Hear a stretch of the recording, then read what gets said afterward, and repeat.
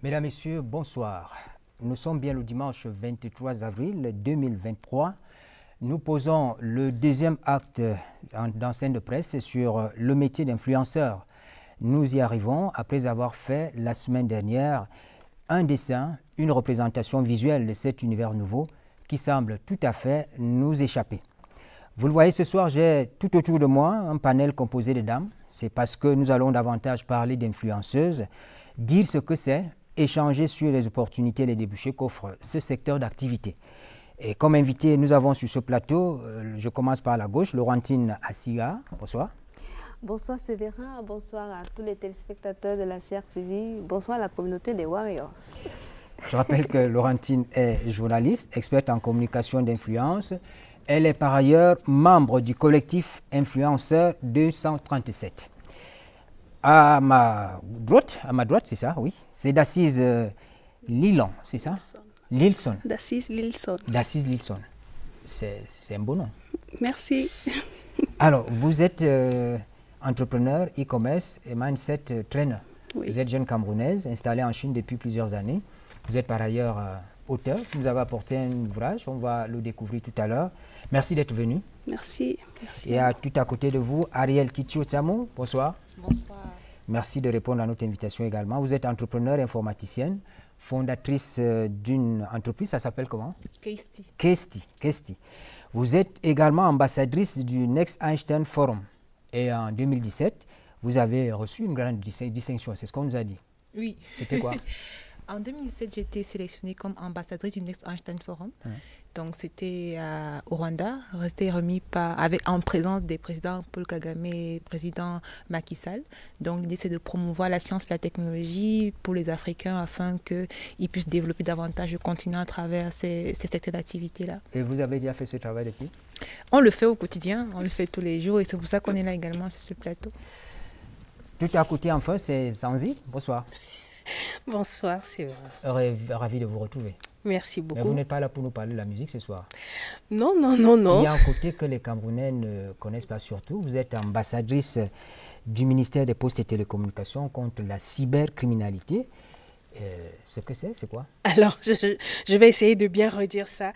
Effectivement, je suis Sanzi Vianney, artiste musicienne camerounaise internationale, mais je suis ici en ma qualité d'ambassadrice de bonne volonté au ministère des Postes et Télécommunications du Cameroun pour la campagne nationale de la culture, de la cybersécurité et la sensibilisation à l'utilisation responsable des réseaux sociaux. Alors, nous parlons d'un secteur qui nous intéresse, l'influence. Vous, dans votre cercle de réflexion, vous en parlez aussi. Comment vous percevez cette chose-là? Mais bien sûr, alors au ministère des Postes et Télécommunications, nous intégrons même les influenceurs comme un outil pour propager ce message qui est très important et qui inclut tout le monde, qu'on soit riche, pauvre, qu'on soit dans l'arrière-pays ou dans les capitales. Aujourd'hui, beaucoup de personnes utilisent les TIC. Même les grands-mères ont les téléphones. Les grands-mères font des retraits d'argent ou alors ont des comptes électroniques. Ça fait que nous devons avoir le plus possible des soldats qui nous accompagnent pour dire à ces grands-mères, faites attention. Quand vous avez le code, ne montrez pas le code à tout le monde. Pour dire à nos petites sœurs, n'envoyez pas des nudes n'importe comment. Bref, pour passer le message, car ça concerne tout le monde. La cybersécurité concerne tous les Camerounais. Mesdames, Messieurs, merci d'honorer ce rendez-vous dominical. Nous sommes toujours contents de vous savoir nombreux à regarder Scène de presse. Et bien évidemment, nous avons les rubriques habituelles, la revue de presse. Et on va repartir au Sénat pour vivre ce qui s'est passé là-bas en semaine. L'influenceur ou l'influenceuse fait partie de ces nouveaux métiers apparus avec l'avènement du numérique et surtout des réseaux sociaux. En effet, Facebook, Twitter, YouTube et Instagram, bien sûr TikTok, vous connaissez tous ces réseaux, sont le terrain de jeu de cette profession qui se structure au jour le jour, même s'il faut reconnaître qu'il y a encore beaucoup d'amalgame, beaucoup de confusion là-dessus.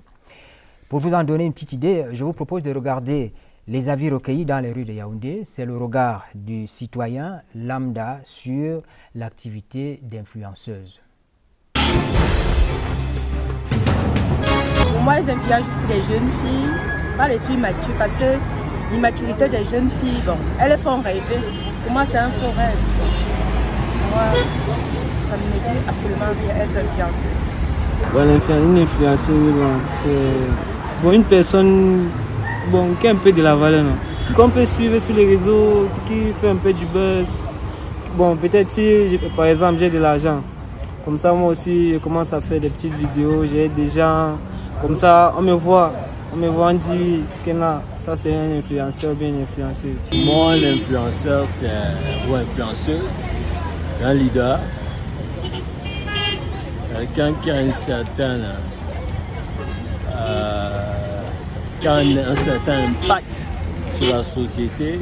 Ça peut être la façon de penser, ça peut être la façon de faire, ça peut être la façon même d'être. Bref, c'est quelqu'un qui se démarque, et qui a cette capacité de drainer une foule de personnes dans sa vision, dans sa façon de penser, de voir les choses, de faire les choses. Donc, je pense aussi que c'est peut-être maintenant qu'on est conscient de ça, mais c'est quelque chose qui existe depuis longtemps. Alors, parce que si on se réfère à la politique, les leaders de partis politiques sont des influenceurs, des stars je sais pas, dans le sport, dans le cinéma. Ça a toujours été comme ça, le monde vit comme ça. Bon, maintenant, pour moi, la société actuelle, je pense qu'on s'est perdu. Un influenceur ou une influenceuse, c'est quelqu'un qui impacte positivement, pour moi, la société, et non négativement. Donc c'est quelqu'un sur qui on peut s'inspirer, surtout la jeunesse d'aujourd'hui. Quelqu'un qui est un exemple en fait, sur qui les jeunes peuvent s'appuyer pour dire bon voilà, je veux ressembler à tel plus tard, je veux faire ce que tel fait plus tard. Et non ce qu'on voit de nos jours dans les réseaux sociaux là, de les vendeuses de piments, les hackers, tout ce qui est péjoratif. En fait, dans notre société, c'est devenu péjoratif au lieu de devenir positif en fait. Donc c'est quelqu'un qui doit impacter positivement, un modèle de la société. Alors, tout de suite, je commence par recueillir vos avis. Vous avez écouté ce que les Camerounais pensent de ce métier. D'Assise, qu'est-ce que ça vous fait d'entendre les avis de tout à l'heure? Alors, il faut déjà noter qu'un influenceur, c'est une personne qui a de l'impact, que ce soit positif ou négatif, sur la vie des individus. Et l'influence qu'on observe aujourd'hui à travers le numérique, n'est-ce pas, doit déjà attirer l'attention des uns et des autres, notamment les jeunes, que les métiers du numérique aujourd'hui sont une porte. Mais il ne faut pas s'y lancer de façon anarchique, il ne faut pas se lancer dans le numérique à l'aveugle, il faut bien sûr se former. On ne se lance pas dans le numérique comme ça à l'aveugle, il y a une formation préalable, que ce soit un produit ou un service qu'on veut promouvoir, il faut avoir une formation parce que les réseaux sociaux ne s'utilisent pas n'importe comment. Il faut savoir comment publier, quelle information, à quelle heure et toutes ces informations-là. Donc, pour pouvoir véhiculer un certain message. Et au niveau du message, il faut faire attention. Qu'est-ce qu'on voudrait que la personne qui est de l'autre côté de la caméra perçoive? Donc, c'est à ce niveau que se situe l'influence. Donc, je me dis, une personne qui veut avoir de l'influence doit travailler au préalable son message pour pouvoir mieux impacter, je veux dire de façon positive, la personne qui perçoit. Laurentine, c'est le même regard que vous avez quand on regarde ce qui se passe autour de nous, notre environnement immédiat. C'est la même idée que vous avez de l'influenceuse camerounaise? Non, du tout, parce que je crois qu'on fait une grosse confusion. Ceux qui ont inventé ou bien innové dans ce domaine nous expliquent très bien ce que c'est qu'une influenceuse. Sur le digital, on est influenceur ou influenceur du moment où on a une plus-value commerciale, parce qu'on devient comme un grand supermarché où des entreprises viennent positionner leurs produits. C'est pour ça qu'on parle parfois de positionnement. Donc, mais le contexte camerounais a voulu que certaines personnalités populaires sur le digital aient de l'impact par rapport au bad buzz. Il faut bien qu'on se comprenne, pour qu'on leur donne le titre un peu galvaudé d'influenceurs ou d'influenceuses. C'est vrai que certaines parmi elles ont des contrats avec des entreprises et qu'elles font leur positionnement de produits. C'est un métier qui est bien encadré. Si vous lisez des ouvrages sur le e-commerce ou bien le e-marketing, on vous spécifie très bien qu'est-ce que c'est qu'un influenceur web. Mais comme on est dans notre contexte, il y en a qui tiennent compte simplement de la communauté que vous drainez derrière vous, et on s'est dit, à partir de cette communauté, si vous avez, par exemple, 1 million d'abonnés qui vous suivent, vous vous dites, automatiquement, vous êtes influenceur ou influenceuse. Ariel, vous avez la même lecture? Factuellement, c'est vrai. Parce que le fait d'avoir 1 million de vrais abonnés, parce qu'il faut également dire qu'il y a des gens qui achètent des abonnés. Donc, les 1 million qu'on voit d'abonnés, ce n'est pas forcément 1 million de personnes derrière qui adhèrent à une cause. Donc, il y a ce côté qui est parfois fake. Donc, ça s'achète comment? Il y a des sites. Je ne vais pas citer des sites pour ne pas en faire la promotion, mais si vous tapez sur Google acheter, il y a des sites même sponsorisés, même sur Google, qui viennent en premier lorsque vous tapez. Il y a même des prix. On va vous dire pour X nombre de followers, en X nombre de temps, voici ce que vous devez payer. Et des gens le font. Ils payent, puis après ils ont beaucoup de followers qui viennent exclusivement peut-être de l'Inde. Et puis bon, je ne vais pas entrer dans ce sujet-là. Donc effectivement, une personne qui a 1 million d'abonnés, 1 million de vrais abonnés, a une certaine influence parce que ils partagent une cause, ils partagent une mission, ils partagent un ensemble d'éléments qui font que ces personnes-là sont connectées à la personne qui est dite influenceuse. Maintenant, après, comme Laurentine l'a dit, c'est des gros panneaux publicitaires. Une fois qu'une personne a 1 million d'abonnés, on se dit, OK, s'il dit aujourd'hui qu'une marque est bien, on a la probabilité que 1 million de personnes aient l'information. Ce n'est pas sûr que les 1 million de personnes vont adhérer à la cause, mais au moins ils auront la même information. Donc on peut passer par eux pour véhiculer, influencer la façon de penser des gens. On sait qu'à force de répéter quelque chose à quelqu'un, finalement, ils commencent à y croire même de manière inconsciente. Donc utiliser ces personnes-là, effectivement, même si on ne respecte pas la définition, ils influencent. Maintenant, il faut voir, est-ce que c'est positif, est-ce que c'est négatif? Et donc, voilà. Alors, nous les considérons comme des créateurs de contenu. Il y a une communauté, mais il y a aussi un message qu'on véhicule. Ça peut être le message qui est lié à une marque, à une entreprise, je ne sais pas. Ça peut être un message politicien qui s'adresse à vous. Est-ce qu'on tient compte aussi de la valeur de ces messages qu'on véhicule? Est-ce qu'on se limite au nombre de followers, au nombre de la communauté quand on regarde les influenceurs au Cameroun? Alors, il faut déjà comprendre que les influenceurs, comme Ariel disait, ce sont des panneaux publicitaires. C'est une personne qui décide d'aller afficher quelque chose, n'est-ce pas? Une information. Donc, il faudrait déjà voir ceux-là qui vont vers les influenceurs avec ces messages-là. Est-ce que c'est des personnes qui ont une mentalité, une bonne mentalité, une mauvaise mentalité? Est-ce que c'est des personnes qui ont une morale, hein, entre guillemets? Moi, je suis consommateur des médias. Comment je saurais que tel influenceur est de bonne moralité ou il ne l'est pas? Je consomme... Mais puisqu'il s'en va voir un influenceur pour passer un message, à partir du moment où on voit que le message est bon ou il est mauvais, là, on sait. Lorsque j'ai envie de vendre quelque chose, si je sais que, selon la définition, l'influenceur, c'est celui qui influence l'opinion et la consommation de son audience à lui. Mais si je suis quelqu'un qui n'a pas une morale bien placée, je me dis, je m'en fous que cette influenceuse ou cet influenceur ait une vie sur les réseaux sociaux qui n'est pas du tout capable de transformer ou de changer positivement la masse. Donc, je m'en vais quand même, parce que de toutes les façons, les 1 million vont voir et vont acheter. Alors, il y a l'idée du gain facile, de l'argent facile à travers l'activité de l'influenceuse. Et d'Assise, vous partagez d'ailleurs cette opinion, je peux me tromper, dans l'un de vos écrits, vous dites que l'on peut devenir riche avec le digital. Comment?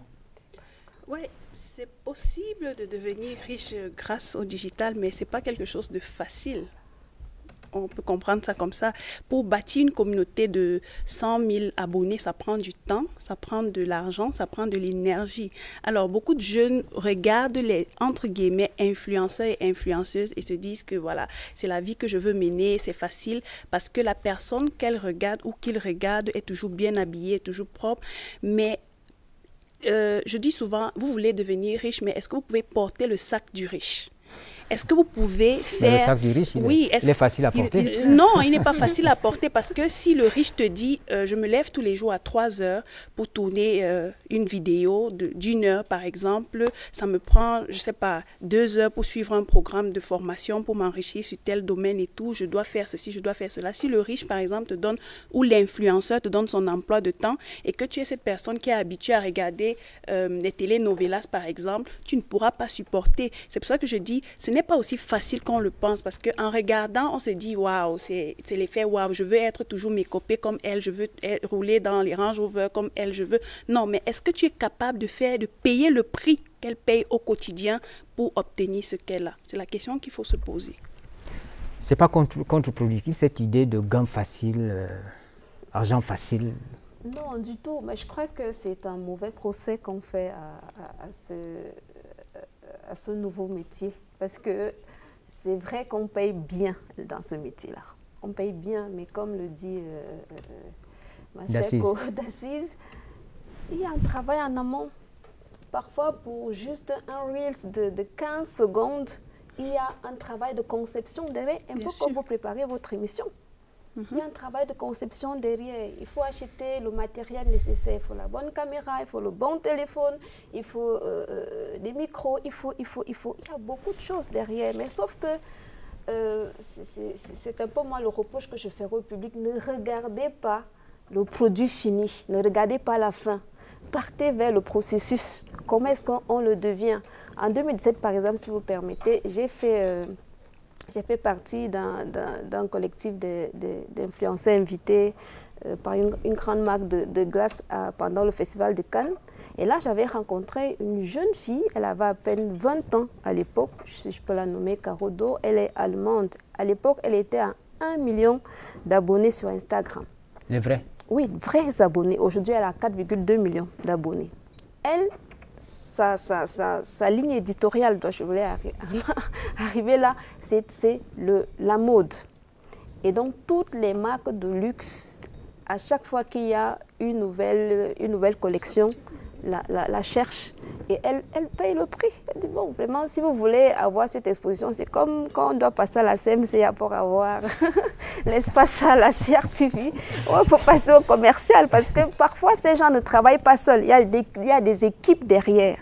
Peut-être c'est cette personne-là qui a toute la visibilité, toute la lumière, mais parfois vous avez 10 personnes. Donc ce sont des mini-entreprises qui travaillent à temps plein, parfois avec des heures supplémentaires incommensurables.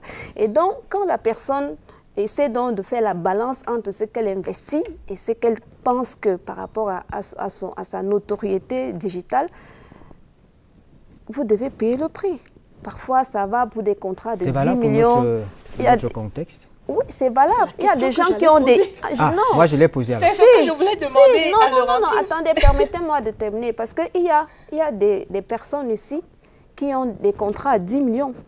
Il y a des gens qui ont des contrats de positionnement de produits pour 2 semaines à 2 millions de francs. C'est pour ça qu'il faut faire la recherche. Ce n'est pas suivre, tout dépend des centres d'intérêt. Si vous êtes sur les réseaux sociaux pour suivre ce qu'ils font le Japon, vraiment c'est tant pis pour vous. C'est quoi le Japon? Il y a entre guillemets le Congo, ça. Okay. Ou voilà. Ou si vous êtes sur les réseaux sociaux pour suivre ceux qui vous donnent la bonne information, il y a des journalistes qui sont aussi influenceurs, je vous le rappelle. Donc, chacun sa ligne éditoriale. Et à partir de cette ligne éditoriale, le contenu suit. Et l'annonceur ou l'entreprise qui veut bien, dont les valeurs correspondent à ce contenu, va donc solliciter cette personne. Mais comment expliquer, Ariel et Sandy, comment expliquer le fait que les Camerounais se trompent sur ce métier? Parce que quand on a écouté l'élément, dans l'imagerie populaire, c'est tout sauf ce que vous nous dites sur le plateau. La faute un peu à la presse. La faute, hein? La faute un peu à la presse. Personnellement, je voudrais qu'on réalise d'abord que nous sommes au Cameroun, nous ne sommes pas en Allemagne. Alors, Laurentine nous donne vraiment un exemple magnifique. C'est beau de voir comment une jeune Allemande de moins de 25 ans a des millions de followers et a un gros chiffre d'affaires assez si beau. Mais ici, nous sommes au Cameroun et malheureusement, chacun de nous, tous les jours, fait quand même un petit tour sur la toile.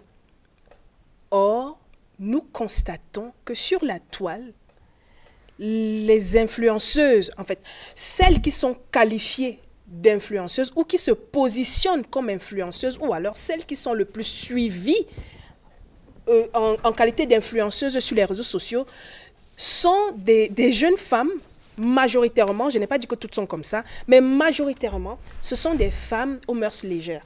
Ce sont des femmes qui ne donnent pas envie qu'une mère soit rassurée que sa fille suive ce genre de femmes-là. Et du coup, qu'est-ce que ça produit dans l'imagerie populaire? C'est que lorsqu'à une maman, on demande « Que pensez-vous du métier d'influenceuse ?» Elle ne peut même pas savoir qu'en réalité, être influenceuse, c'est quelque chose de noble lorsqu'on se positionne dans le regard européen, par exemple. Par rapport à l'exemple qu'on nous a donné tout à l'heure. Non, ici au Cameroun, ou alors parmi les Camerounais, les influenceuses, malheureusement, sont celles qui se bougent plus sur la toile, ou alors celles qui ont plus de lumière sur elles, celles qu'on relaie le plus, je préfère peut-être dire ça comme ça, voilà, celles qu'on relaie le plus sont celles qui ont des mœurs très très difficiles, celles qui encouragent nos jeunes filles à être plus dénudées, celles qui encouragent nos jeunes filles à se faire de l'argent facile. Peut-être qu'ils font aussi beaucoup de dons. Qu'est-ce que le don vient chercher là? On a de bonnes influenceuses qui font des dons, mais qu'on ne relaie pas. C'est pour ça que moi je disais que si vous permettez, c'est vrai. La faute aussi à la presse, parce que la presse a donné de la lumière à cette qualité. A donné ou donne? Non, a donné, je préfère dire a donné en espérant. L'accès est libre sur... non, au-delà de ça, une chaîne YouTube, vous faites de ça ce que vous voulez. Au-delà de tout ça, nous avons, je dis nous parce que je fais partie des médias, nous avons ouvert la porte, parce que parfois tu vois... ici à la CRTV en plein JT, 1 minute 30 sur une fille qui distribue l'argent et patati. Qui lui a donné le titre d'influenceuse? C'est vous-même qui le faites. Donc, au lieu de leur jeter la pierre, pardon si tu permets que je termine, elle a donné, elle a distribué de l'argent et on a filmé. Mais vous pouvez filtrer. Il n'y a plus cette quête de la déviance de valeur là. Non, vous devez filtrer. Parce que si nous, on ne fait pas ce travail, et même nous-mêmes aussi, on a du rôle. Parce que même en journalisme, on dit l'information, c'est quand le train arrive en retard. Il y a aussi la bonne information. Et c'est ce regard dévié là qui atteint un métier qui est noble. Je suis désolée, il y a des gens ici au Cameroun qui ont des contrats de 2 semaines à 2 millions de francs. Je ne vais pas citer les noms. Je vais pas citer les noms. Mais est-ce que ces personnes sont mises en lumière? Bon, elles sont mises en lumière, mais sauf que, comme je le dis, on aime le trash. Parce que celle-là fait du bling-bling là-bas, elle a son mariage, tout le monde court. Oh, il y a d'autres qui ont même un beau mariage, mais on ne court pas là-bas. Donc vraiment, il faut qu'on regarde encore nos centres d'intérêt, journalistes comme consommateurs. Voilà. Moi, je voudrais nuancer peut-être à 3 niveaux. Quand on parle de visibilité, il faut aussi voir visibilité pour qui. Parce que, par exemple, moi, je suis ambassadrice du Next Einstein Forum au Cameroun. Je ne suis même pas sûre que les gens me connaissent, mais je suis influente dans le domaine de la technologie, du numérique. Donc, il faut aussi qu'on regarde, ce n'est pas forcément, quand on parle de lumière, qui regarde la lumière? Ce n'est pas forcément les 1 million d'abonnés qui sont la cible d'une marque. Moi, je travaille avec les Nations Unies, mais il y a plein de jeunes qui travaillent avec des gouvernements et des organisations qui n'ont même pas intérêt à ce que vous soyez, excusez-moi le terme, mais visible d'une certaine manière, parce que le travail est fait en bac. Et ça rejoint la question que vous avez posée tout à l'heure, sur laquelle on est très vite passé. Est-ce qu'on peut devenir riche avec le digital? Oui, mais ce n'est pas qu'en étant un influenceur. Il y a tellement de métiers derrière le digital. Il y a les métiers de la science de données, il y a les métiers de création. C'est l'influenceuse, parce que l'affichage qu'on a à la télé, dans les réseaux sociaux, c'est des gens bien. Mais qui relaie ça à la télé? C'est d'où l'intérêt de ce que Laurentine dit, c'est que oui, ils sont le visage apparent de quelque chose, mais il y a un gros travail derrière. Vous allez voir une photo, quelqu'un, elle est restée avec les talons, elle a fait 58 photos, elle a mal aux pieds, mais on va vous montrer. Une seule photo était souriante. Et ça entraîne dans notre problème qui est la dépression, parce que généralement, les gens vont voir ça, ils vont commencer à comparer à leur vie. Ils vont se dire, mais à chaque fois que je prends ma photo, ça ne sort pas comme pour elle. Alors qu'elle a fait 2 heures à chercher la lumière, à chercher le meilleur. Donc, il faut dire la vérité. Et c'est là où je trouve qu'il y a aussi un débat hypocrite un peu des influenceurs. Il y en a que je respecte parce qu'elles disent aux gens la vérité qui est derrière. Qui vous dit aujourd'hui, je suis sans maquillage parce que je n'ai pas pu, j'ai des problèmes, des fois je suis déprimée. Le problème, c'est quand on fait croire aux gens à travers l'influence que la vie est rose alors qu'elle ne l'est pas. Donc peut-être qu'il faudrait que les influenceurs, puisqu'ils sont suivis, disent la vérité à ceux qui les suivent, que écoutez, je suis un humain, j'ai mes faiblesses, j'ai mes points, des moments où je suis down, des moments où je suis content, afin que ceux qui les voient soient inspirés. Et peut-être je vais ajouter avec le dernier point qui est... il y a ce qu'on appelle, de la même manière qu'il y a l'âge de voter, il y a aussi dans les pays un âge pour être en ligne seul. les parents ont également une responsabilité. Les médias ont également une responsabilité. Sous d'autres pays que je ne vais pas citer, TikTok est utilisé pour faire des cours de mathématiques. Les algorithmes même des réseaux sociaux ne proposent pas le même profil aux gens. Ça veut dire que si je suis en France, ou bien moi j'ai un compte professionnel et un compte simple sur Facebook, quand je me connecte avec l'un ou l'autre, je n'ai même pas le même type d'information. Donc quelque part, il y a la responsabilité, de celui qui choisit qui follow. En choisissant les gens que vous suivez, vous êtes bondé d'un ensemble d'informations qui vont formater votre cerveau d'une certaine manière. Donc, du coup, vous aurez une influence. Au ministère des Postes et Télécommunications, est-ce qu'on fait ce travail de tri? On nous offre, tout est ouvert et puis on s'engouffre. Non. Je rejoins Ariel. C'est-à-dire quoi? La personne qui a créé ce téléphone, il l'a créé pour vous permettre d'utiliser cet outil afin que vous soyez épanoui. C'est vous, lorsque vous partagez le téléphone et que vous décidez d'insérer, par exemple, un logiciel excusez-moi, peut-être de pervers, un logiciel pervers. C'est vous, lorsque vous entrez dans Facebook ou alors dans Twitter, qui décidez d'aller suivre des choses qui ne sont pas recommandées pour votre évolution, votre développement. Le ministère n'a rien à voir à cela, n'a rien à voir à faire avec cela. C'est pour ça que je vous ai dit qu'il y a une campagne nationale, n'est-ce pas, qui est celle de la culture de la cybersécurité, parce que madame la ministre ne va pas être derrière. Ça aussi, ça fait partie de la culture. Quand vous allez dormir, est-ce que quand vous dormez, madame la ministre vient comme un ange? Non, pas du système, je ne parle pas de madame le ministre. Non, j'ai une question, c'est un exemple. Séverin, nous avons régulé des choses. Il ne faut pas partir dans ce logiciel-là. Non, vous êtes responsable, vous êtes adulte. Vous comprenez? Et en plus, il y a une loi contre la cybercriminalité et une loi pour la cybersécurité. Ça veut dire que beaucoup de Camerounais ne sont même pas au courant que la loi camerounaise punit toute personne qui divulgue une information non fondée. Elle est très sévère. Est-ce que vous savez ça? Non, mais Séverin, est-ce que vous êtes au courant de ça? Parlons d'abord de ça. Est-ce que vous saviez que vous pouvez être puni de 5 à 10 millions d'amende si vous avez diffusé une information qui n'est pas vérifiée? Est-ce que vous le saviez? Mes chers compatriotes, est-ce que vous le saviez? Non, les Camerounais n'ont pas l'information. Donc, il ne faut pas chercher la bête partout. Est-ce que le ministère régule ça? Non, le ministère ne peut pas tout faire. C'est pour ça que chacun de nous doit être un gendarme. Et quand je peux acheter ça, ou quand j'ai l'ordinateur, j'ai le devoir en tant que parent, par exemple, de mettre un contrôle parental. D'accord. Est-ce que l'influenceuse tombe du ciel?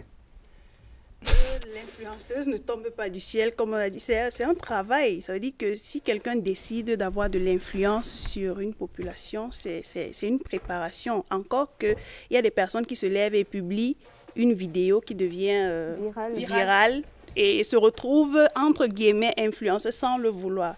Mais je voudrais ici qu'on recadre les choses parce que comme ma soeur l'a dit ici, c'est chacun qui prend son téléphone et décide de qui follow.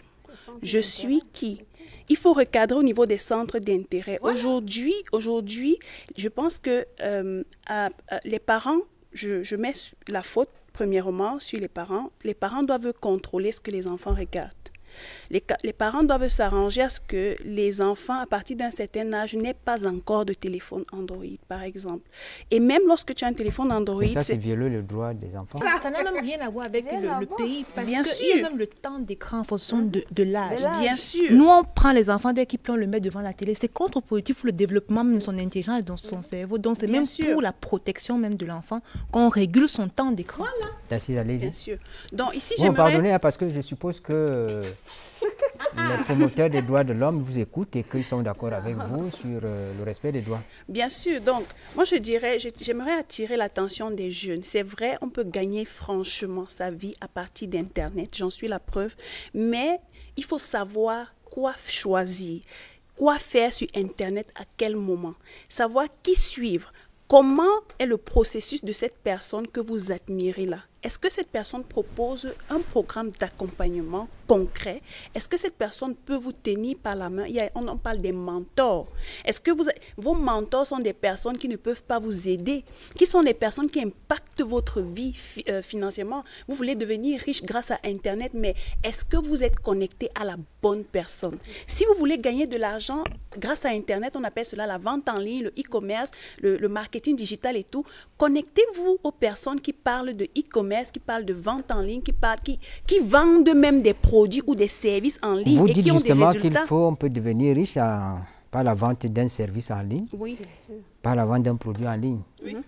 Mais Oui. quand on parle de services, vous imaginez ce que les gens pensent aussi, hein, des influenceuses camerounaises, etc. Bon, après, maintenant, c'est à chacun.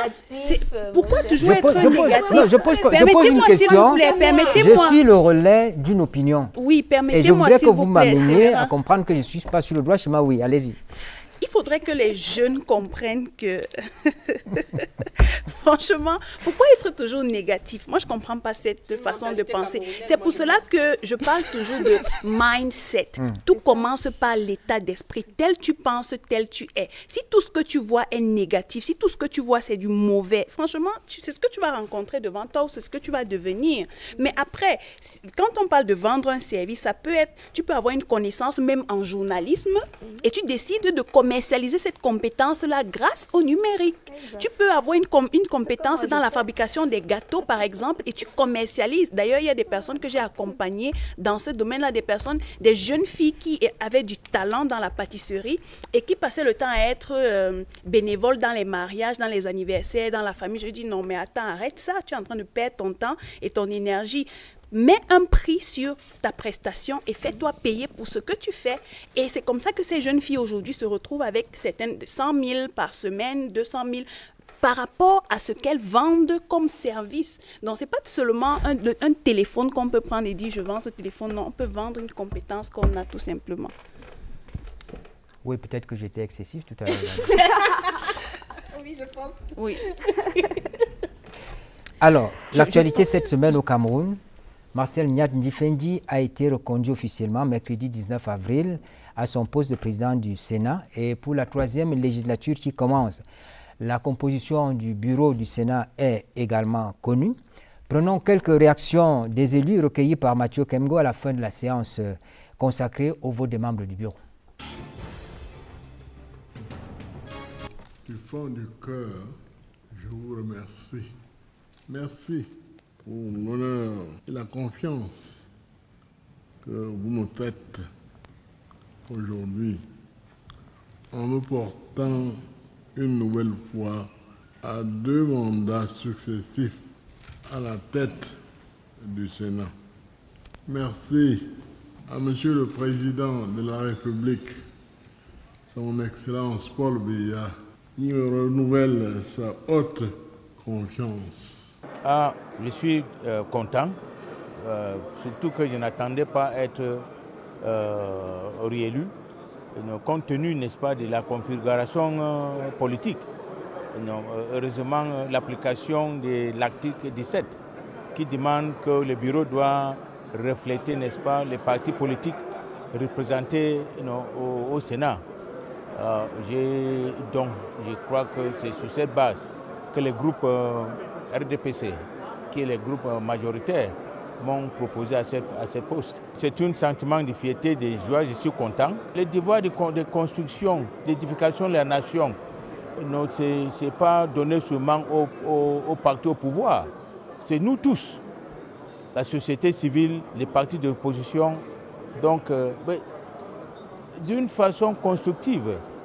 Donc, je ne suis pas de la majorité présidentielle, mais je suis là pour, ensemble, construire, aider pour la construction, pour l'œuvre de l'édification d'un Cameroun uni et fort. D'abord, je remercie le chef de l'État qui m'a reconduit au Sénat.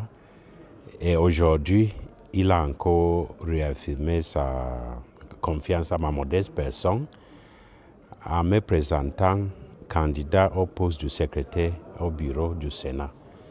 Merci beaucoup, Son Excellence, et merci le Seigneur. Je suis très content, bien sûr, Je dis merci au président national pour m'avoir investi. Merci aux chefs politiques qui ont permis que ça ait lieu. Je donne tous mes remerciements au président de la République, le président Paul Biya, pour ces marques de confiance qui m'a donné pour être même membre du bureau pour mon deuxième mandat et à mon capacité de secrétaire au bureau du Sénat. Je suis vraiment fier. Je suis vraiment fier.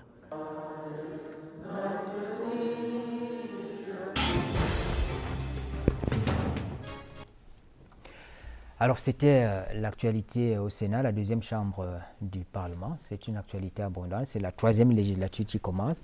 Mais ça coïncide avec l'échange que nous avons aujourd'hui sur un sujet important, le métier d'influenceuse. Je disais tout à l'heure que la vente des services, la vente des produits, ça peut aider, ça peut permettre aux jeunes d'avoir un emploi, de s'occuper utilement. Mais sauf qu'on a un autre regard de cette vente de services, de cette vente de produits. Et c'est peut-être ce qui fait mal. Parce que quand on regarde l'influenceur du mauvais côté, c'est parce que justement, on a projeté cette image-là. Mais vous semblez nous dire que non, ce n'est pas exactement cela. Il faut regarder ça autrement. Le digital, c'est une opportunité. Exactement. Le digital est une aubaine économique pour la jeunesse camerounaise. Le numérique aujourd'hui peut permettre à un jeune Camerounais de travailler avec des structures qui sont basées, je ne sais pas moi, en Inde ou aux États-Unis, tout en étant ici et en ayant un compte bancaire bien fourni. Donc, en termes de services, il ne faut pas seulement que le cerveau des Camerounais parte là où on sait que tout le monde veut partir, là. Parce que la lumière, malheureusement, comme toujours on le redit, la lumière est braquée sur ces influenceuses qui préfèrent mettre leur charme en avant et se vendre pour pouvoir vivre. Je ne vais pas trop entrer là-bas parce que sinon on va tomber dans la pauvreté et dans, comment on va dire ça, l'éducation en famille. Parce que toi, la jeune fille, quand tu décides d'être influenceuse et d'aller vendre tes charmes dans le digital, sur les réseaux sociaux, ta maman n'a pas vu ça. À la maison, on ne te voit pas quand tu fais ça. Ou alors tu fais ça caché. Et on ne comprend pas. Dans les chambres. Oui, mais tu es mon enfant, tu es caché dans la chambre. Moi, maman Sanzi, tu fais comment pour que je n'entende pas ce que tu fais? Tu es coincé là-bas pendant 1 heure de temps. Moi, je suis où? Donc, c'est un autre débat que je ne vais pas transposer ici, parce que sinon on va encore tomber sur les Camerounais souffrent, il n'y a pas l'argent pour manger. Donc vous allez même voir que peut-être dans certaines familles, on peut faire comme ça là, toute la famille se concentre sur la plus jolie des filles qu'on a dans la famille pour être l'influenceuse de la famille, afin que son corps soit une source de bénédiction pour la famille. Mais nous sommes ici aujourd'hui pour dire que ce n'est pas que ça. Nous avons au Cameroun des influenceuses extraordinaires. Et je pense qu'ici, dans ce panel, on peut, chers parents, vous pouvez voir que nous avons des influenceuses 2.0, nous avons des influenceuses d'un autre genre. Nous avons par exemple la sœur d'Assise qui est millionnaire grâce au digital. N'allez pas l'attendre dehors pour la braquer, pardon. Nous avons Ariel qui est une influenceuse extraordinaire qui aide les jeunes filles à s'intéresser au TIC, à devenir des armes pour le Cameroun dans l'informatique. Parce qu'il faut le savoir, le monde va évoluer et nous aurons besoin des génies, des lumières femmes, puisque le genre aussi maintenant, il faut inclure le genre dans les TIC. Ariel est une influenceuse parce qu'elle aide les jeunes femmes camerounaises d'aujourd'hui à être des influenceuses de demain extraordinaires dans les TIC. Nous avons Laurentine Assigati qui est une influenceuse à la fois journaliste. Alors, le tigre ne parle pas de sa tigritude, dont je ne parlerai pas de moi, mais c'est pour dire que quoi?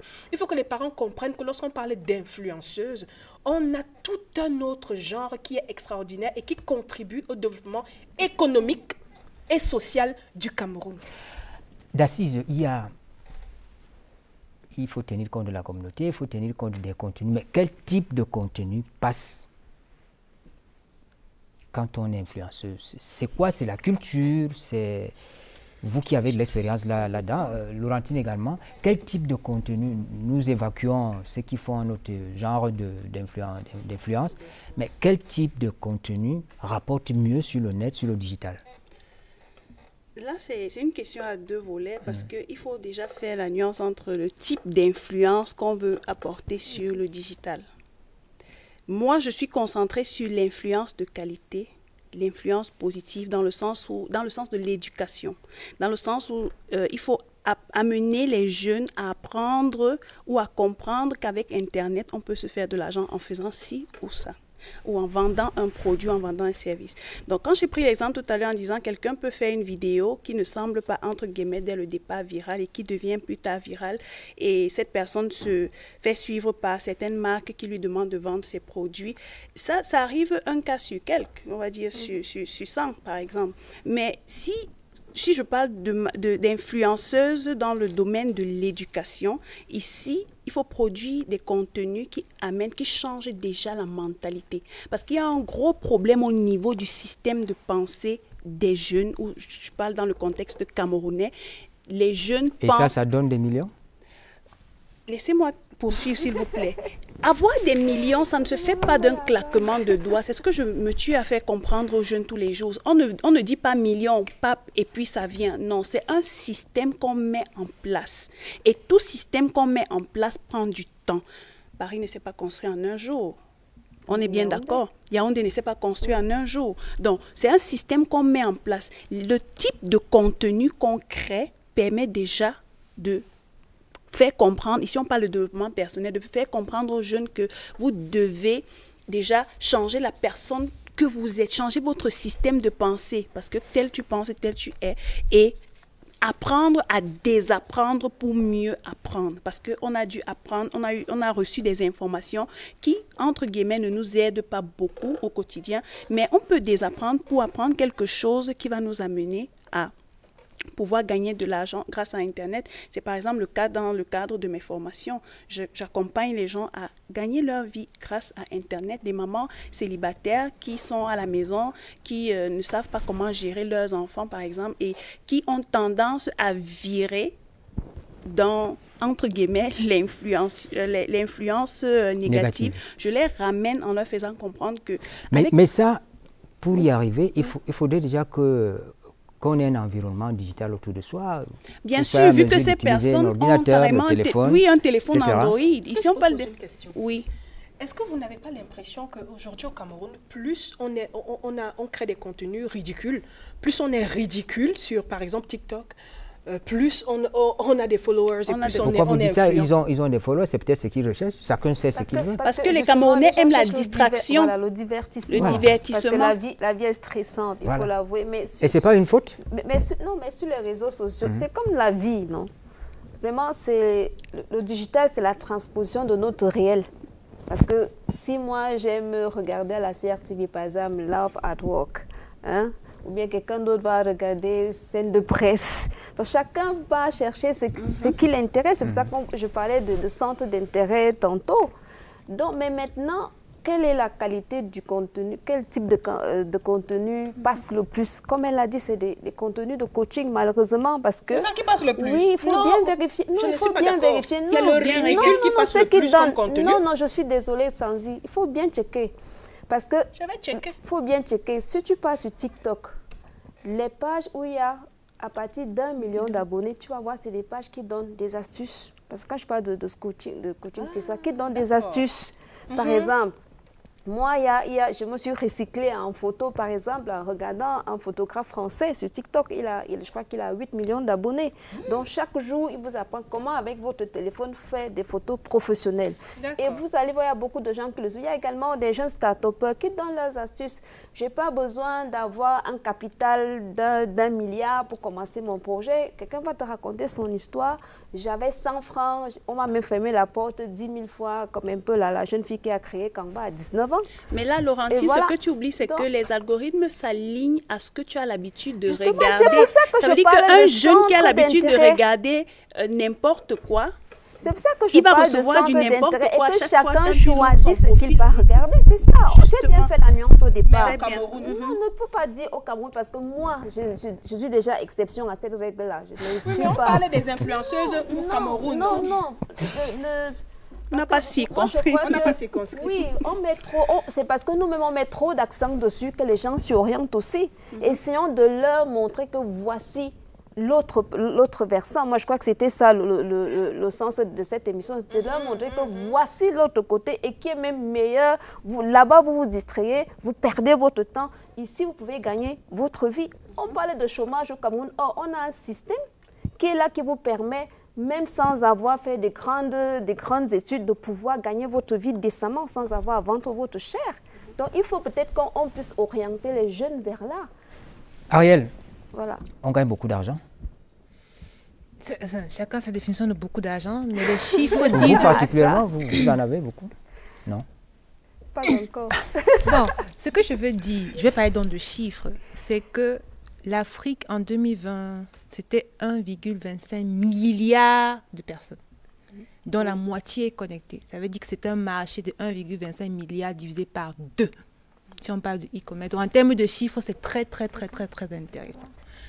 Et c'était près de 21 milliards de chiffres d'affaires par an en 2021-2022. Donc, en gros, en termes de chiffres, effectivement, il y a de la manne financière à se faire, sachant qu'avec tout ça, on ne représente même pas, je crois que c'était 13 ou 3, il y avait 3 dedans, 13% même du gros paquet du e-commerce dans le monde entier.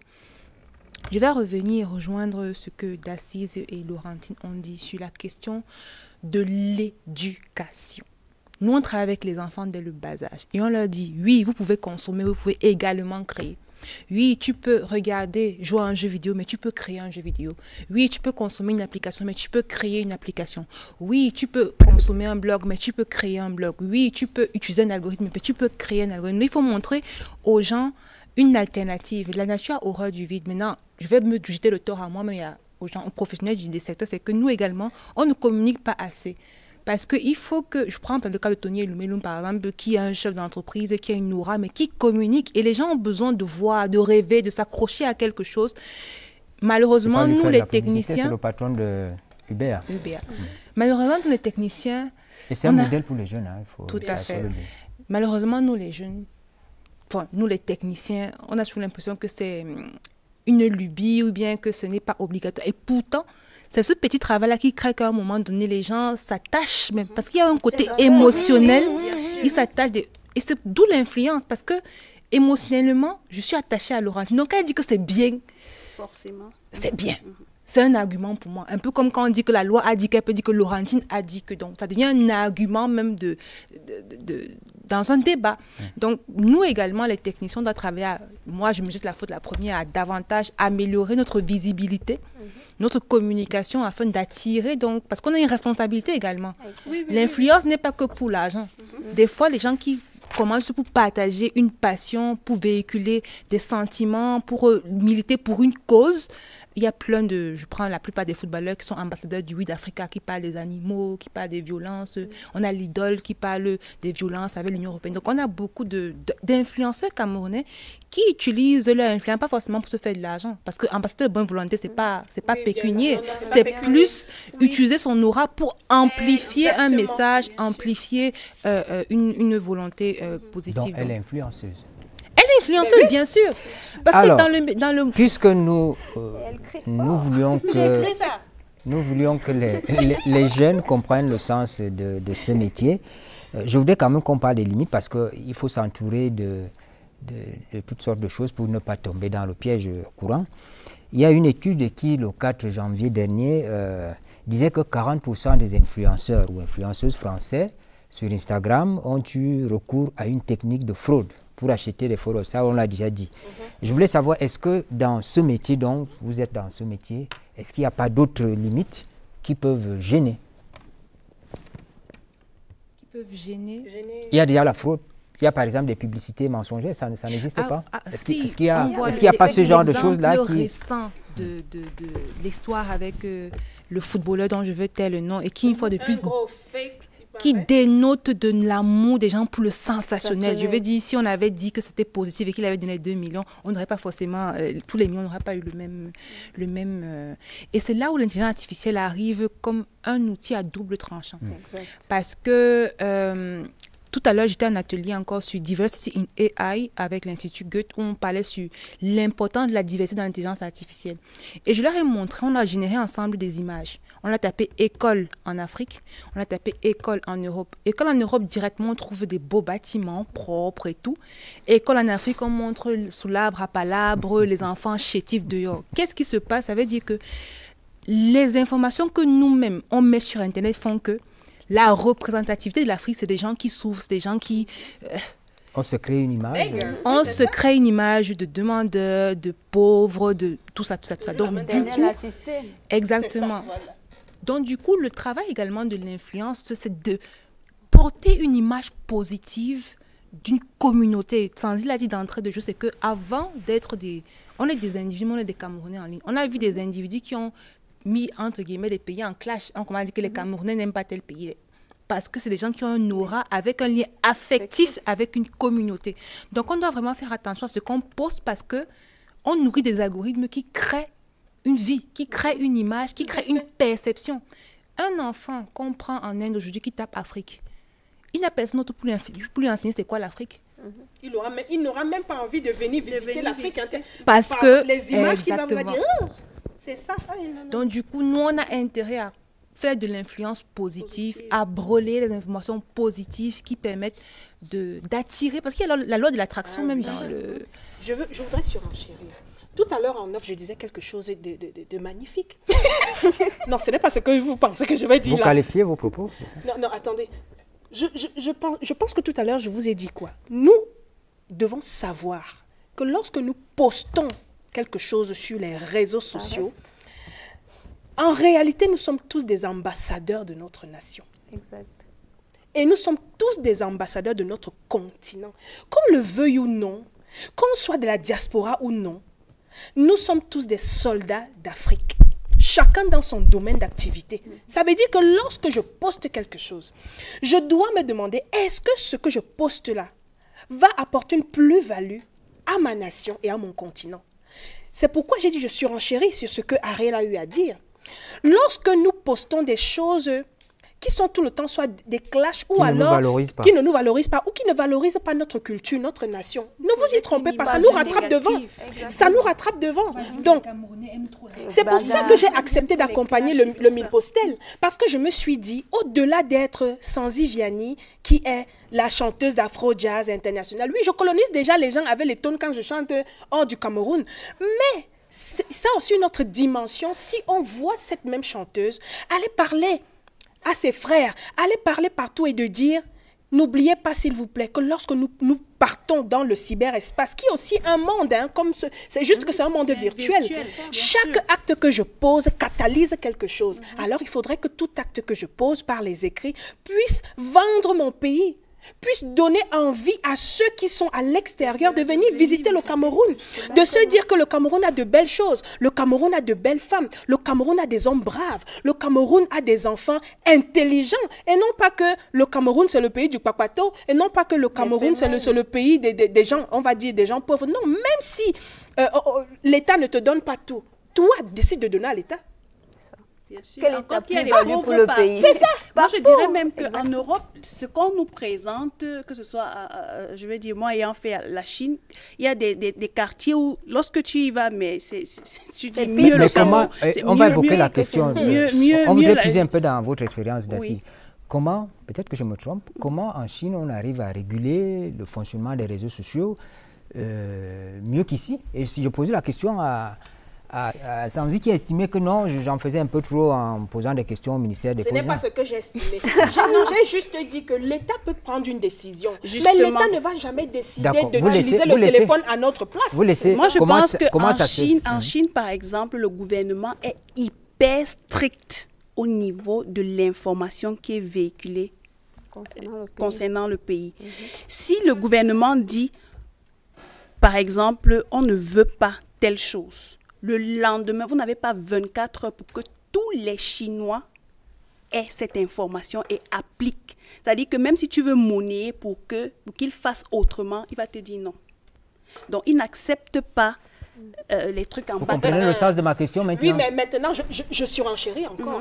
Est-ce que vous ne réalisez pas qu'en réalité, ce que nous constatons, c'est que les Chinois sont patriotes. Alors que les Camerounais, nous sommes un peu désordonnés. La facilité, indisciplinés. En Chine, quand l'État dit que tout le monde va à gauche, tout le monde va d'abord à gauche. Au Cameroun, dès qu'on dit tout le monde va à gauche, commence à rouspéter. Nous sommes les Camerounais, non, ne faisons pas semblant. Dès qu'on dit tout le monde va à gauche, l'opposition commence. Pourquoi? Non, ça dit que tout le monde estime d'abord qu'il sait tout. On ne veut pas suivre la décision de l'État. Et parce qu'on sait qu'avec l'argent qu'on a, même si on m'arrête, on me met en prison, on dit donc, je vais payer la caution. En fait, nous les Camerounais, nous sommes têtus à la base. Et c'est dommage, parce que ce serait tellement bon. Il faut que l'État mette aussi... L'État met, je vous dis que l'État met... Vous êtes déjà ambassadrice, il faut continuer. Il y a une loi, je continue, il y a une loi qui dit, par exemple, que si vous diffusez une information qui n'est pas du tout... vérifier, vous avez entre 5 et 10 ans d'emprisonnement. Si c'était la même loi qui était sortie en Chine, vous pensez que les Chinois allaient s'amuser avec ça? Non. Alors là, c'est déjà un problème de culture chez eux. Nous n'avons pas cette culture. Nous n'avons pas les mêmes valeurs. Il faut sanctionner, il faut être discipliné. Nous devons travailler la discipline au Cameroun, la discipline, le respect de l'État. Au Cameroun, nous sommes indisciplinés. Et le respect des aînés sans y. Je dis parce qu'on est... je me dis que la démocratie, entre guillemets, on l'interprète mal ici. Justement. Parce que quand on dit liberté, les autres comprennent libertinage. Exact. Donc vraiment, on a un problème de discipline. Moi, Camerounaise aujourd'hui, Camerounais, qu'est-ce que je veux que le monde entier sache de mon pays? Parce que nous sommes les premiers à dire « Oh, on a volé ». Ou bien certains ont la très belle formule « Oh, ce sont nos impôts », même s'ils ne cotisent rien.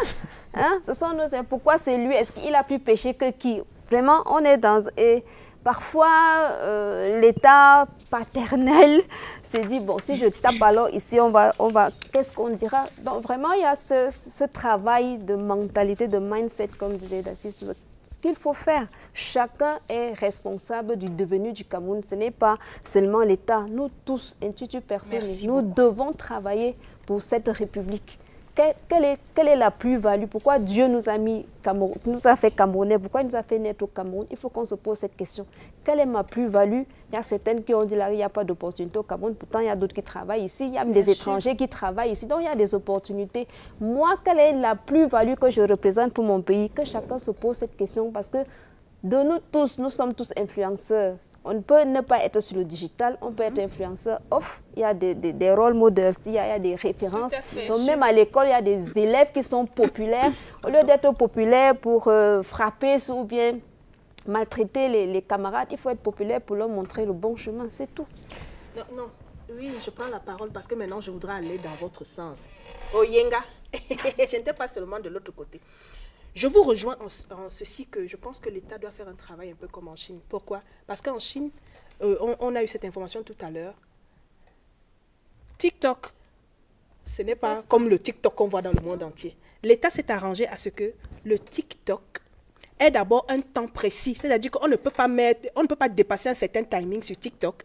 Et TikTok, pour les enfants ou pour tout le monde, c'est pour apprendre des choses, les mathématiques, pour apprendre tout ce qui est science, technologie. Donc, ce serait bien qu'au Cameroun, l'État puisse travailler à ce qu'on puisse réguler les contenus. Oui, les contenus, de manière à ce que, par exemple, je rêve grand, qu'au Cameroun, quand on va sur TikTok, qu'on ne puisse pas dépasser, je ne sais pas moi, 2 heures ou 3 heures de temps, et qu'au Cameroun, qu'il y ait plus, par exemple, je ne sais pas moi, de contenu sur le patriotisme, sur les discours d'amour et non les discours haineux, parce qu'il y a beaucoup de discours, en tant qu'ambassadeur de bonne volonté, je peux le certifier, il y a trop de discours haineux au Cameroun, de tribalisme et tout ça. Donc, on pourrait travailler à ce qu'au Cameroun, il y ait moins de discours haineux, moins de discours sur le tribalisme, plus de discours pour encourager les Camerounais à, je ne sais pas moi, à fouiller tout ce qui peut être positif avec la technologie. Je vais un peu nuancer. Parce que, oui, l'État peut faire ça, mais il reste un problème de fond, qui est la souveraineté technologique. Il n'y a pas le cap. Attends. la Chine, quand elle fait ça, elle a des plateformes alternatives. Donc, du coup, au Cameroun, on devrait promouvoir des plateformes comme Dicalo, où le Cameroun peut vraiment dire, nous on met une stratégie nationale de comment est-ce qu'on veut éduquer la population. Tant que l'algorithme reste chez les autres, ça sera utilisé pour leurs intérêts. Ça veut dire que si aujourd'hui une plateforme veut vous abrutir, elle fait ses algorithmes de telle sorte que le contenu qui vient chez vous soit d'une certaine manière. Il y a des biais à 3 niveaux, les algorithmes, la conception et puis le type de données. Donc, à un moment donné, il faut également travailler à développer des plateformes locales dont on peut avoir le contrôle, entre guillemets, de la méthodologie. Et je prends le cas de Dicalo. Combien de parmi nous sont sur la plateforme? Non, moi je ne suis pas syndicale, je peux dire, c'est pas que je peux dire pourquoi. Nous savons très bien qu'on doit aussi travailler d'abord la mentalité des Camerounais, l'intégrité des Camerounais, parce que la guerre des données fait que beaucoup de données personnelles, si on va sur Dicalo qui est contrôlé peut-être au Cameroun, qu'est-ce qui va se passer? Oui, mais alors la Chine a commencé de la même manière. Nos données personnelles sont peut-être sécurisées. C'était pareil partout. C'est pareil partout. Parce qu'après tout, un serveur virtuel est physique quelque part. C'est ça. Il faut d'abord savoir ça. Donc, oui, ça, je le sais. C'est pareil partout. Il faut choisir à qui on fait confiance à un moment donné. Donc, à un moment donné, et on parle de ce problème-là de pourquoi le Camerounais n'a pas confiance à son frère, pourquoi est-ce qu'on voit le noir partout. Je pense que dans les pays dont je ne vais pas citer le nom, même pendant le Covid, ils ont pris des plateformes des jeunes de leur pays pour faire le e-learning, pour faire la télémédecine, pour faire. Dans d'autres cieux, on a importé des technologies. Donc, quelque part, également, pour même de la souveraineté technologique et numérique, on gagnerait à promouvoir le talent, le contenu et le savoir-faire numérique local pour pouvoir contrôler tout ce qu'on dit là. On ne va pas se mettre à contrôler les algorithmes de Facebook.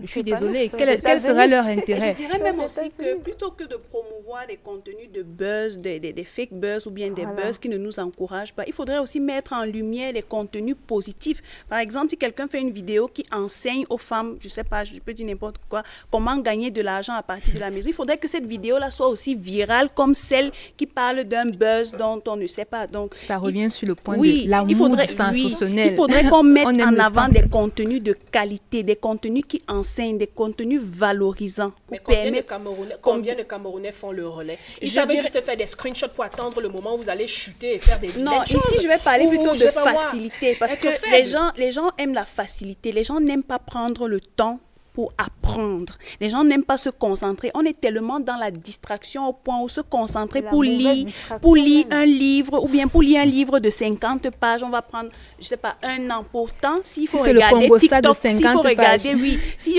on parle ici que c'est le sexe ou bien c'est le buzz ou telle personne a fait telle chose à l'autre. Non, on va lire pendant, je sais pas, 2 heures non-stop. Mais si c'est un contenu qui enseigne, on va voir peu de personnes qui prennent le temps de lire. Mais là, c'est dommage. L'actualité cette semaine, c'est en partie cette alerte au choléra. Des cas de contamination ont été enregistrés à Yaoundé. On parle de 88 cas notifiés sur l'ensemble du territoire national.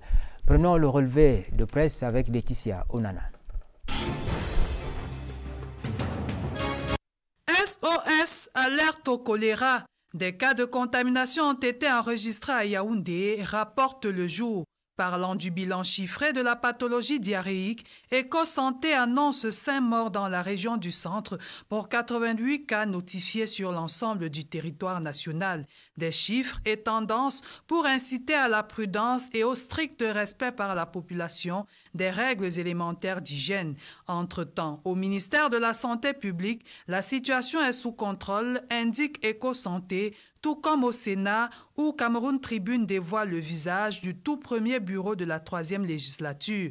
Nyat Difendi rempile, s'exclame alors le quotidien national bilingue, tandis que la nouvelle expression évoque un Nyat Difendi indétrônable au poste de président du Sénat. Restons dans les couloirs du Parlement pour parler cette fois d'un de ses membres qui a entamé son voyage pour l'éternité cette fin de semaine. L'honorable Ndongo Essomba, puisqu'il s'agit de lui, a reçu l'hommage de la nation, écrit en pied de page Cameroun Tribune. Le quotidien Mutation souhaite tout simplement un doux repos au sage qu'était l'emblématique opérateur économique, parti à 76 ans.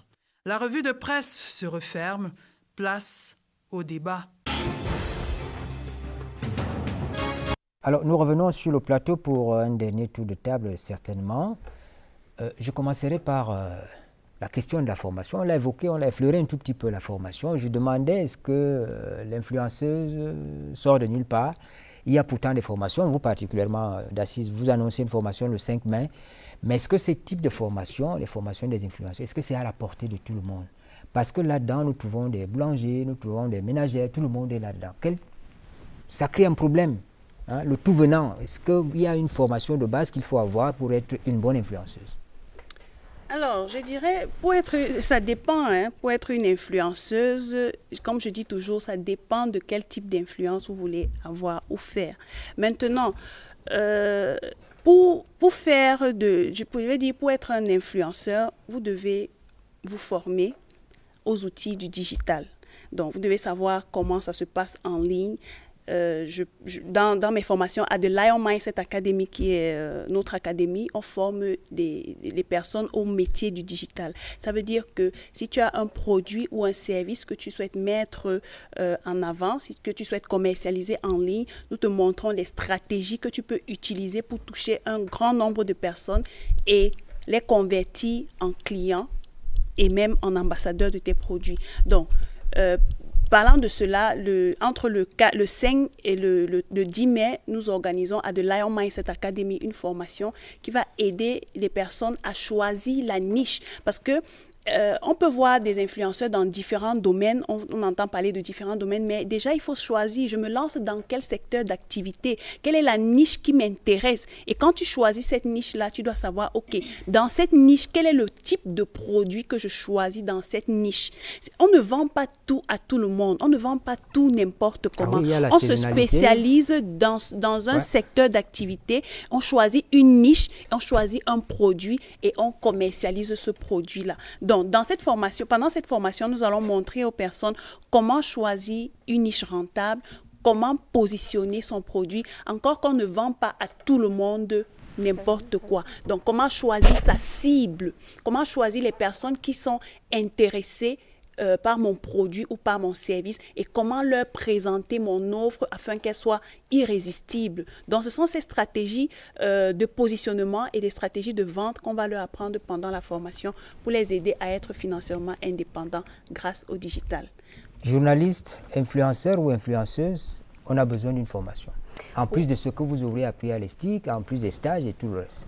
Tout à fait. Moi, depuis 2009, où j'ai senti le vent du digital arriver à grands pas, j'ai fait des séminaires, des ateliers de recyclage. Bon, je ne vais pas citer les organismes ici, dont un à Douala.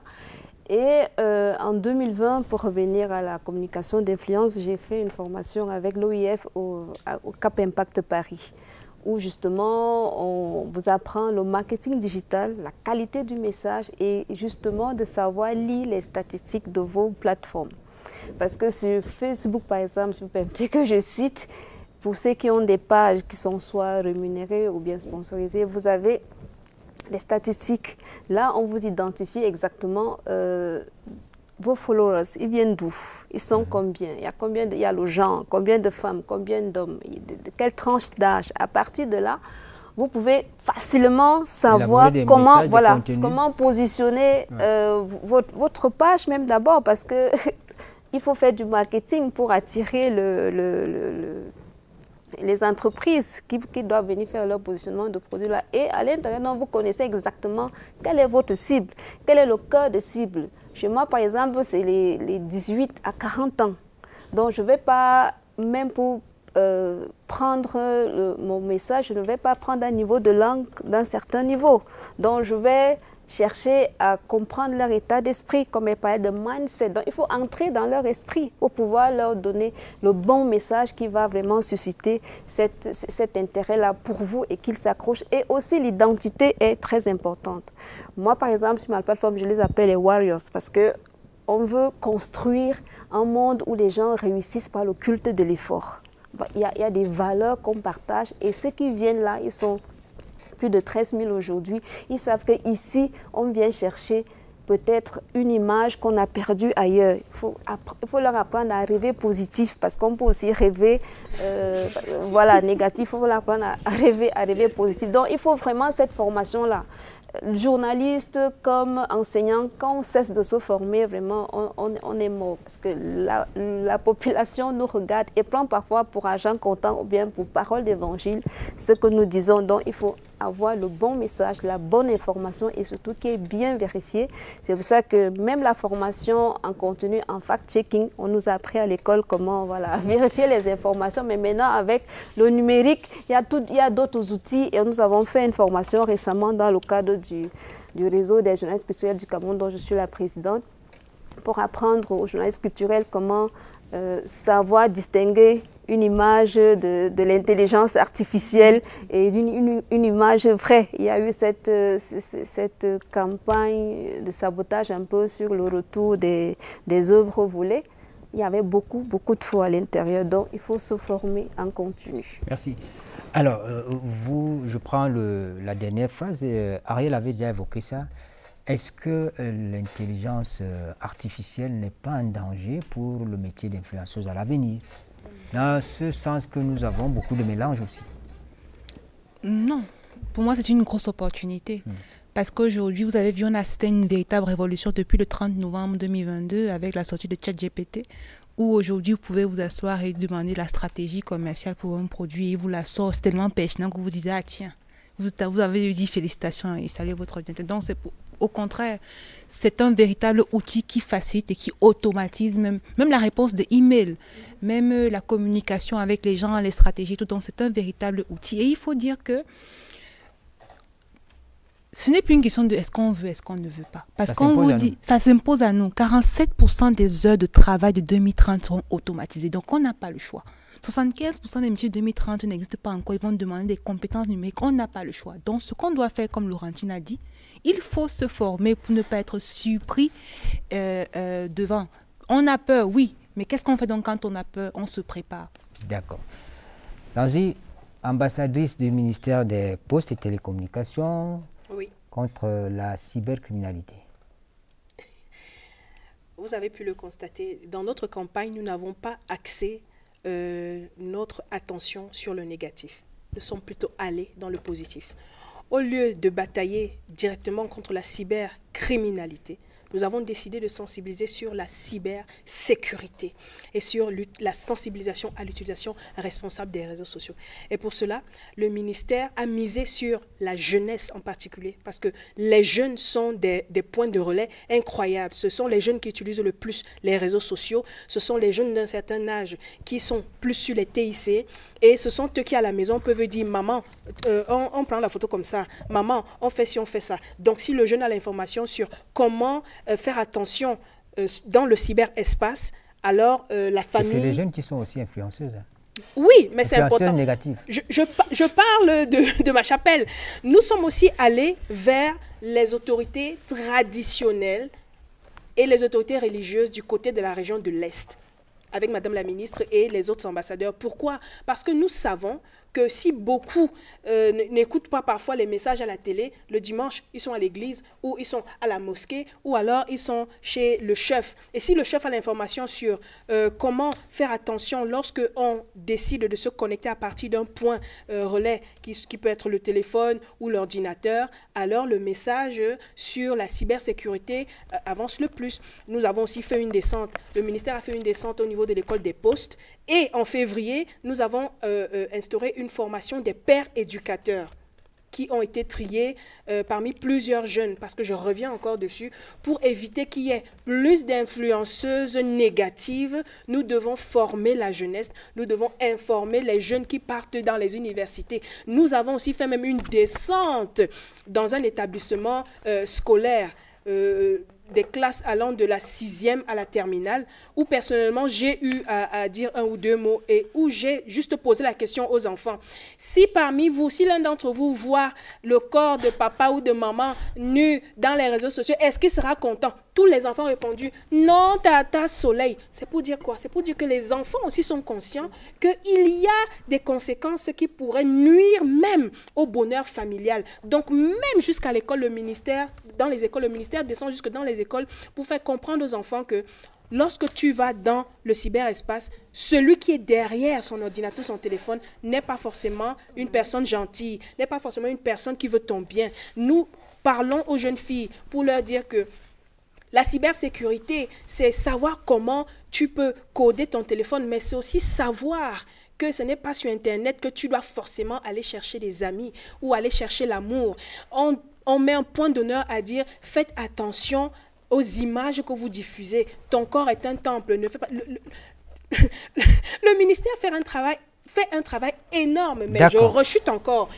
Le ministère peut travailler, mais chaque parent doit jouer sa partition. Chaque élève doit jouer sa partition. Même vous, à la maison, le soir, quand vous allez rentrer, il faut dire à madame, ma femme, pardon, à partir d'aujourd'hui, là, il faut qu'on vérifie bien que les enfants, là, sur les téléphones, ça se passe comme ça. D'accord, merci beaucoup. Voilà. Merci. Alors, on va se quitter en vous présentant deux productions que nous avons sous la main. Millionnaire grâce au e-commerce. Ah oui, parce que je ne voyais pas très bien. Je disais au départ que D'Assise est également auteur, c'est votre livre. Oui. Il est produit depuis quand? Depuis le 4 mai 2022. Alors, vous pouvez le lire, c'est également une contribution à ce dont on parlait tout à l'heure, c'est-à-dire que les avantages qu'on peut tirer du e-commerce, j'imagine. Bien sûr, bien sûr. Dans ce livre, quand on parle d'influence, et surtout d'influence positive, il faut amener les jeunes à lire, parce qu'aujourd'hui, on a fui le camp de la lecture. Plutôt que de passer du temps sur TikTok, on peut s'offrir le livre Millionnaire grâce au e-commerce et apprendre les stratégies qui peuvent nous permettre de nous positionner en ligne de façon positive et gagner de l'argent, contribuer même aux charges de la maison. Parce qu'un jeune qui a 17 ans et qui a un téléphone qui coûte 200 000 francs, mon ami, tu dois payer les factures à la maison. Et dans ce livre, je t'apprends comment est-ce que tu peux utiliser ton téléphone de façon efficace et efficiente pour aider papa et maman. Plutôt que de demander l'argent tous les jours, papa, je veux l'argent. Donc toi-même, tu peux apporter quelque chose à la maison. D'accord. Il y a Nyanga numéro 200 du mois d'avril 2023. C'est Laurentine qui nous l'apporte. C'était un numéro spécial. Oui, exactement. Et là, nous parlons des vrais et des bons influenceurs. Oui, parce que l'éditorial, justement, c'est sur le phénomène d'influence. Voilà, parce que Nyanga, au moins, s'est positionné pour présenter aux Camerounais et au monde entier les personnes qui font bien. C'est-à-dire des vrais rôles modèles dans leur domaine d'activité et même dans leur vie sociale. Donc, et ça fait 17 ans aujourd'hui que nous partons également à travers les routes du monde pour promouvoir l'image de marque du Cameroun. Non pas ce Cameroun que certains apportent là, mais un Cameroun fier et qui défend les intérêts de la nation. Alors, ce numéro 200, vous pouvez le trouver en kiosque déjà. Merci de nous l'avoir apporté. Il y a un contenu qui est important, qui est bien pour tout le monde.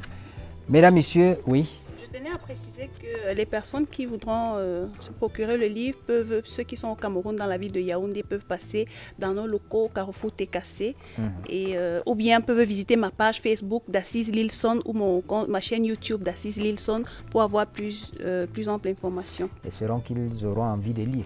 Bien sûr, c'est un livre super digeste, je vous assure. Les retours que nous avons de ce livre sont il y aura toujours quelqu'un pour lire. Oui, bien sûr. Sinon, nous, Nyanga, on n'aurait pas 17 ans. Bien, voilà, très bien. Mesdames, Messieurs, c'est la fin de cette édition Scène de Presse, édition de ce 23 avril 2023. Nous avons eu le plaisir de partager ces moments avec des dames qui sont dans ce domaine, qui ont quelque chose à dire sur le sujet qui était sur la table de discussion, à savoir le métier d'influenceuse. Mesdames, merci d'être venues. Nous pensons que les téléspectateurs ont pu tirer quelque chose de ce que vous avez dit. Merci. C'est nous qui disons merci pour l'invitation. Et à dimanche, s'il plaît à Dieu.